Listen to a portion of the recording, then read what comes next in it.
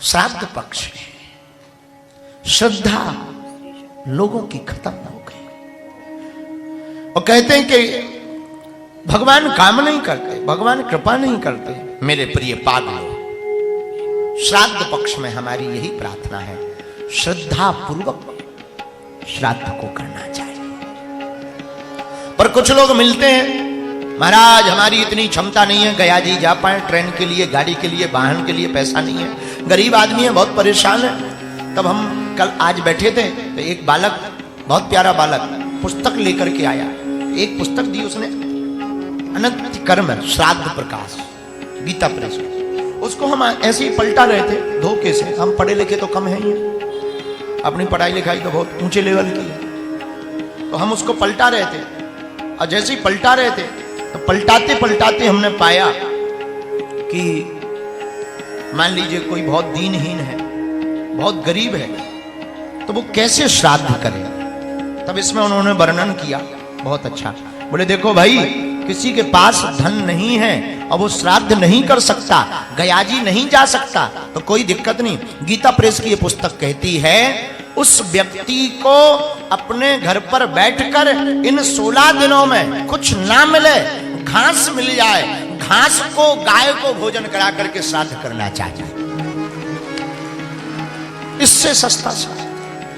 और क्षमता हो ब्राह्मण को बुलाकर भोजन कराना चाहिए, और क्षमता हो अपने पितरों के निमित्त पकवान, खीर, मेवा, मिष्ठान बना करके श्राद्ध करना चाहिए। श्राद्ध का मतलब श्रद्धा से अर्पण करना चाहिए। आओ पाओ, ब्राह्मण को बुलाएं तो भोजन कराएं तो घर के बाहर तक छोड़ना चाहिए। लेकिन ब्राह्मण में भी सावधान रखें, मांस मदिरा आदि ग्रहण करने वाले ब्राह्मण को मत बुलाएं। ब्राह्मण किस ब्राह्मण को भोजन कराएं? जो कर्मकांडी हो, जो आचार्य परंपरा के अंतर्गत हो, जिसने मस्तक पर शिखा रख रखी हो, माथे पर टीका लगाता हो, यज्ञोपवीत धारण करता हो, ऐसे ब्राह्मण के द्वारा को भोजन कराने से पितृपक्ष में हमारे ऊपर बैठे हुए पितरों को संतुष्टि, शांति प्राप्त होती है। ब्राह्मण को भोजन कराएं, जल लेकर के जल अर्पण करें, और श्रद्धा है वस्त्र दान दे, अन्न दान दे, द्रव्य दान दे, भूमि दान दे, गज दान दे, गाय दान दे। और अगर श्रद्धा नहीं है, ये पुस्तक ने बहुत सरल उपाय लिख दिया। बोले भाई 2 काम तो कर सकते, घी का दीपक जलाओ, पीपल के पेड़ के नीचे रखो, 12:23 से श्राद्ध प्रारंभ करना चाहिए। शुभ मुहूर्त बताया, एक जगह 12:16 का दोपहर का, और शाम के बाद श्राद्ध नहीं करना चाहिए, तर्पण नहीं करना चाहिए। कुछ लोग रात को ही लगे और फिर कहते हैं कृपा नहीं होती। हमारी परंपरा है, हमारा नियम है, इसीलिए सायं काल के बाद तो तर्पण ना करें। और 7 बातें श्राद्ध करने वालों को इन 16 दिनों में प्रत्येक व्यक्ति को ध्यान रखनी चाहिए। 7 बातें निषेध है।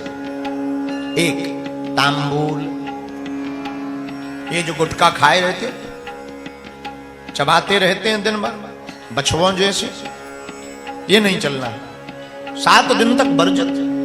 अगर इन श्राद्ध पक्ष में कोई भी जातक, साधक, बालक तांबूल मुख में रखता है, उससे पितरों को अतृप्ति होती। तो पहला वर्जित क्या है? बोले तांबूल। दूसरा क्या वर्जित है? स्त्री भोग, ब्रह्मचर्य का पालन करना चाहिए। तीसरा वर्जित है क्षौर्य कर्म। अगर आप तर्पण पिंडदान नहीं कर रहे हैं, तर्पण पिंडदान करेंगे तो पद्धति के नियम में आपका मुंडन संस्कार होगा। लेकिन अगर आप तर्पण नहीं कर रहे तो प्रत्येक व्यक्ति को 16 दिनों तक क्षौर्य कर्म वर्जित रखना चाहिए। क्षौर्य कर्म। चौथा मांस मदिरा, गंदा भोजन, गंदा पीना। इस पितृपक्ष में जो भी व्यक्ति खाता है उसका भाग, उसकी घ्राण मतलब सुगंधी पितरों को जाती है, और उससे पितृ विचलित होते, असंतुष्ट होते, नाराज होते हैं। इसलिए मांस मदिरा का भी भक्षण नहीं करना चाहिए। 5वां तर्पण और पितरों को प्रणाम और पितरों की स्तुति शांति पाठ दिन में ही करनी चाहिए, शाम के नहीं, रात को नहीं। छठवां नियम क्या है? केले के पत्ते पर पिंडदान नहीं करना चाहिए, वर्जित। केले के पत्ते पर नहीं करना चाहिए और प्रयत्न भर केले के पत्ते को इन 16 दिनों में प्रयोग नहीं करना चाहिए, ये वर्जित है। और सातवां है तेल मर्दन वर्जित। अगर कोई भी व्यक्ति अपने पूर्वजों के निमित्त अनुष्ठान कर रहा है, श्राद्ध कर रहा है, तर्पण कर रहा है, तो शरीर में तेल मर्दन नहीं करना चाहिए। अब तुम लगाए, कई लोग तो श्राद्ध कर रहे हो, लगा रहे एकदम आंवला का ठोक रहे, इससे पितरों को बड़ी परेशानी होती है। इन 7 नियमों का पालन करके जो अपने पितरों के निमित्त शांति पाठ करता है, अपने पितरों का ध्यान करता है, श्रीमद् भागवत का मूल पाठ करवाता है, गरुड़ पुराण का पाठ करवाता है, ब्राह्मण भोज करवाता है, गाय को भोजन देता है, ब्राह्मणों को दान देता है, गया श्राद्ध करवाता है, उसके समस्त पितर प्रसन्न होकर के स्वर्ग लोक को जाते हैं और सदा सदा के लिए पूरे परिवार को आशीर्वाद दे करके जाते हैं। लेकिन ये तो हो गई पितृ तर्पण की बात, हम आपसे प्रार्थना करें, ये तो हो गई मरे हुए पितरों की बात। कुछ जीते भी घर पर बैठे हैं, उनको प्रणाम करो।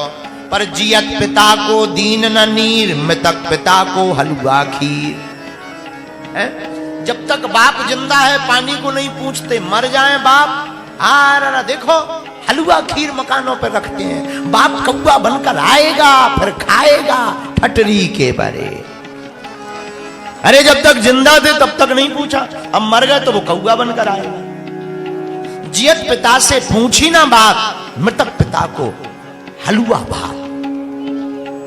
इसीलिए हमारी प्रार्थना है, आज की चौपाई ही हमने उठाई, प्रातः काल उठ के रघुना